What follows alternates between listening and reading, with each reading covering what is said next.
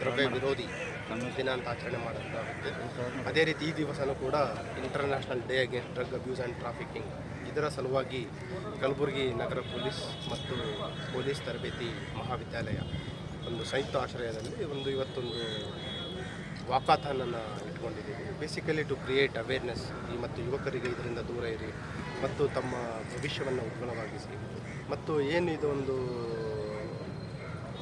ಮಾದಕ ವಸ್ತುಗಳು ಬೆಳೀತಾರೆ ಅಥವಾ ಸಾಗಿಸ್ತಾರೆ ಮತ್ತು ಅವರಿಂದ ಪೆಡ್ಲರ್ಸ್ನಿಂದ ಕನ್ಸ್ಯೂಮರ್ಸ್ಗಿರುವಂಥ ಒಂದು ಸೈಕಲನ್ನು ಬ್ರೇಕ್ ಮಾಡಲಿಕ್ಕೆ ಒಂದು ಕರೆ ಕೊಡಿ ಅಂತ ಹೇಳುತ್ತಾ ಈ ಒಂದು ಅವೇರ್ನೆಸ್ ಜಾಥಾವನ್ನು ಇವತ್ತು ನಾವು ಮಾಡಿದ್ದೀವಿ.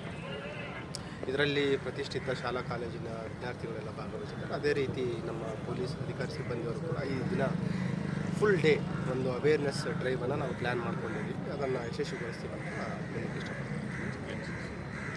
ಇನ್ಕ್ಲೂಡಿಂಗ್ NCC ಅವರು ಇದ್ದಾರೆ ಮತ್ತು NSS ವಿದ್ಯಾರ್ಥಿಗಳು ಕೂಡ ಇದರಲ್ಲಿ